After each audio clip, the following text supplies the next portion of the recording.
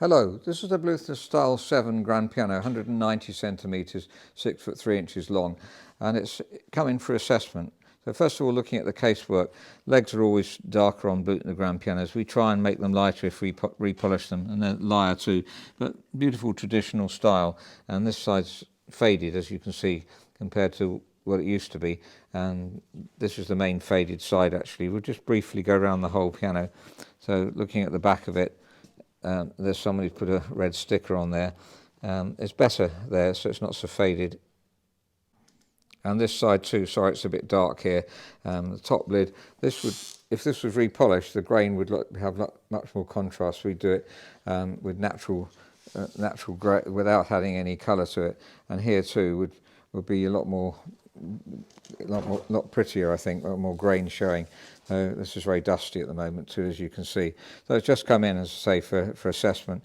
These slide, by the way, they were originally for putting candlesticks on, so they slide forward to shine onto the music. And there's the name. So the fall is reasonably good. On the top of the fall, you can see underneath that there's a very beautiful grain. So it could do that, though. French polishing takes 70 hours.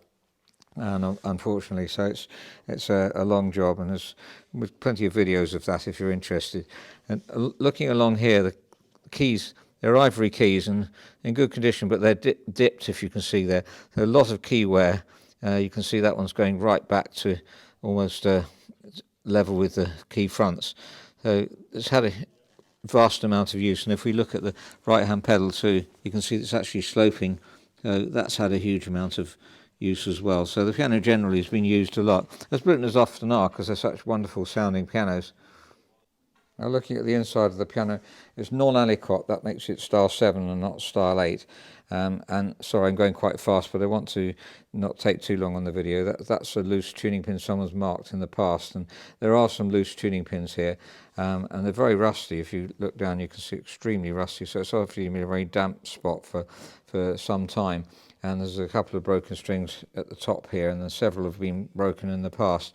And then the bass, we've also got broken strings. And when these original bass, you can tell because of the way they're coned, typical Bluetooth coning, there's some replaced, and you can see they're different at the end here. Although they've tried to make that more look, no, I don't think they have really. That's a standard simple string, and those will sound slightly different. Bluetooth strings sound beautiful, the original ones, but obviously they need pitch raising as well. So if we pitch raise these, it'll be really difficult to stop them breaking, even if we do lubricate and take them down and back up again. They so easily break on Bluetooths. They're very close to their breaking point, I think. So I've been told by string makers, and that's why they tend to break on Bluetooths. And Bosendorf was another make where they tend to break for some reason a lot. That's why they sound so rich, I suppose, because they're close to their breaking point, and they are very rich, very beautiful. So it's a shame to have to change them, but I don't think there's any alternative. Now, if we restored this, we would replace the rest plank under here, although in fact these may well be original, I think. They're quite small pins, so that's an indicator. It's my medium star here, that they are original strings, but I do think we would replace the rest plank, just because on Bluetooth grands it's very simple job compared to others. They're easy to get off. So let's have a look at there's no moth in the piano. I've checked that. It's always a good idea to look at these, just see if they've been eaten at all, and under the keys look fine as well. The frame's a bit mottled, so obviously if it was fully restored we'd redo the frame as well, and it'd be stunning. There's plenty of videos of ones that we have fully restored before, so it can be done, and certainly would turn out to be very beautiful piano. One thing we look at when we decide to fully restore is the general tone round here, and it's typical Bluetooth. It's so consistent with Bluetooths. They tend not to lose their crown on the bridge too much at all. So I don't know if we're going to have to recap the bridge, as we would very often to raise the down bearing a little bit and give more power to the tone. But it's the hammers that are letting it down mostly. And obviously the strings, well, the strings sound all right at the moment, but if we pitch raise, we might break one or two more, I think, and we'll definitely wouldn't take this piano on without restringing it anyway. That's a bit mottled looking as well. If it's restrung, hopefully we can find the same decal to put on it again and put the number underneath here. It's a serial number. Sorry, it's a bit dark here, this area. The soundboard's got some cracks as well. And interesting, under the piano I discovered something. So under the piano, somebody's put some plastic here underneath the soundboard. That's going to make it probably a bit quieter. I don't really know why that's been put on. Maybe that was the reason. Not vibrating quite so much, but it's not really making any difference, I don't think. There's also some tape on this crack here. If you look up, and if you can see the crack on the soundboard, but there is a crack there, and somebody's put some tape on it. So I don't know what that's there for. Some cobwebs there, as you often get under the piano. There's a larger crack. Now those aren't affecting the tone too much because the tone's carried by the ribs, which go in that direction. So I think when I showed you under the soundboard, I should have put the light on as well, so you can see more clearly. That shows you the last date. Very often you can see this is the right decal. Sometimes Blüthners, when they restore their own pianos, put a later decal on than the age of the piano. But that's clearly the right one. I'm sorry, you probably can't read it till 1889 is the latest date there. So it's 1892, this piano. So looking at the action of the piano, it's got the typical Blüthner patent action with this L shape. On other videos I've shown the difference between that and the standard action, but Blüthner's did this patent action for many, many years before, about 1925, they changed to doing the standard action. We can replace this with a standard action. We've done one just recently, and it can be very effective. But the only difference, the only reason for doing that would be if you want greater repetition, or if you just didn't like the feel of this. Because the idea of this is that they set off at the back and they feel smoother. There's various other things that we've talked many times about aspects of this. Just looking at how the action, that's checking, and the spring's working well, holding it up. That's the spring here. So the hammers themselves, they've been refaced, and they're very soggy sounding. I think the whole piano might have got damp. There's not massive amounts of wear. Sometimes you get incredibly flat hammers on Blüthners. These have been replaced at some stage. They're just very soft, actually. You can dig my nail into them, even in the top. So that's definitely going to need replacing if you're going to get some semblance of a normal tone, shall we say, because it is mellow, and it will still be mellow once it's redone, but it will be very much more rounded in tone. The hammers have moved around as well, as you can see. I moved one just because it wasn't hitting the strings at all well, and that's usually happens when perhaps the piano's dried out. These have moved. They often do move on Blüthners, and not anchored in quite so well as some other pianos, and then they move, and you have to tighten the screw. But they've moved and maybe reset themselves in the wrong position. You can almost manually push this, but we've got a tool to move that. And normally we just unscrew them a bit, level them up, and then tighten the screw up again. I'm going to contrast the tone of this one, or compare it with the one that's just been fully restored, just been finished off actually. So here that's a bit of a soggy sound. And here's fully restored one, not been fine-tuned yet. But that's a much clearer, more definite sound. The top treble's particularly weak on this one that needs restoring.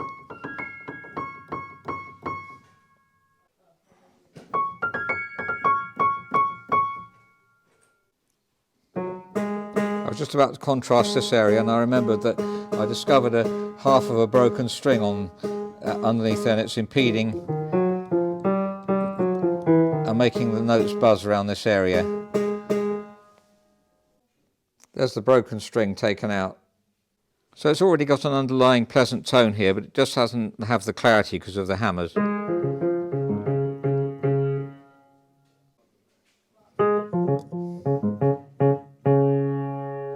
That's slightly out of tune, but you can hear the depth of the tone. And really the other ones should turn out as good as this one. It's slightly younger, not much younger, just I think it's about 1910, so really there's not a lot of difference in tone during that period of time between 1892 and 1910.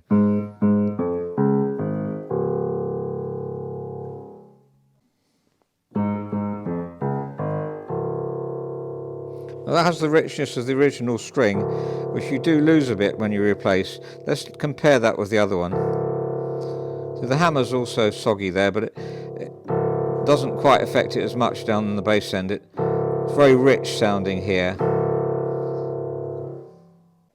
So the new string is deep and throaty, but doesn't quite have the richness of the original Blüthner. But that's something you do lose when you restring, but we don't have an option with the one that we're looking at, because the strings are going to break when we pitch raise it anyway. I say the strings are going to break. We do quite frequently we find we can pitch raise the original strings and they don't break, but as we've had some broken here previously, somebody's broken them, I would anticipate we're unfortunately going to have to break, we will break some on the way through. And that's very weak there, that hammer's not hitting both strings properly. So there's an excellent underlying piano, as Blüthner's very consistent, and this is a good age for Blüthner, 1892. But the strings are incredibly rusty and there's some broken, so it would definitely need restringing. And in doing that, we changed the rest plank too, I think, because it's not so difficult to do on a Blüthner. And while you've got the whole thing apart, it would be a good idea to do that and make it like a modern piano then, with a modern rest plank. Could change the action, put in new roller action as a possibility. But it's definitely worth fully restoring this. It's an excellent instrument. If you French polished it as well, that would be wonderful. So look forward to doing that if that's a possibility. Let's have a look and see if there's anything else I've missed out. Underside of the piano has the plastic on, which is very unusual and very worn. The sustain pedal is very worn. That will stay like that, and to replace the sustain pedal is difficult to get a good match on those, but it obviously works well, and it doesn't really matter that the front of the pedal is sloping. You could change them if you wanted them to look perfect. I think I'm just showing you all of this in case there's something I've forgotten, and I'll look at that later on. So the hammer blow 48 is reasonable, and the key dip is reasonable. So I think I've said enough. I'll just have a quick listen to the piano as it is, and try and get some idea of the underlying tone. So that's a Blüthner Style 7 grand piano, 6 foot 3 inches long, 190 centimetres, made in 1892, and it's coming for assessment. Now, just playing it, first of all, the hammers are very noticeable. If they were replaced, especially up here, the tone is very weak indeed. Blüthners tend to be quieter in the top treble than the most makes, but they're ideal domestic pianos, and obviously that's not really producing anything like the tone it should be. But you can hear the underlying tone is excellent, just let down by the hammers. And we'd have to restring the whole piano, just because to pitch raising it, some of the bass strings are going to break, I'm sure about that. It'd be really hard for us not to break bass strings. Even with lubricating them and taking them down first, we still think we're going to break them. These are very, very worn at the edge. Now, ivories are often replaced these days, because especially for export, and we have to have a certificate even to just sell ivory as well. They'll sell pianos with ivory. That's a new rule that's come out just recently. Hear how weak that is. So that definitely is doing. Partly the hammers are not centred properly anyway. But it has such a potential for being a mellow piano, and will certainly last just for, well, Blüthners are so well made that they don't really have an age when they'll last until. They just keep on going, and excellent pianos to restore.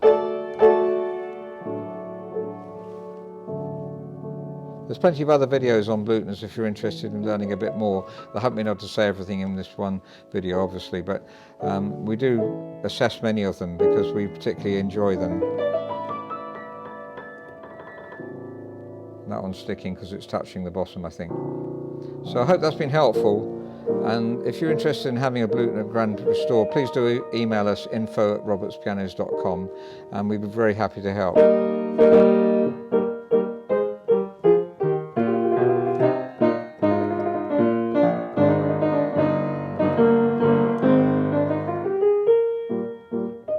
It's amazing how many Blüthner Grands we find where it's extremely worn, but because the underlying sound is so beautiful and people don't have them restored. But this is a wonderful opportunity, and it'll be a transformed piano once it's been done.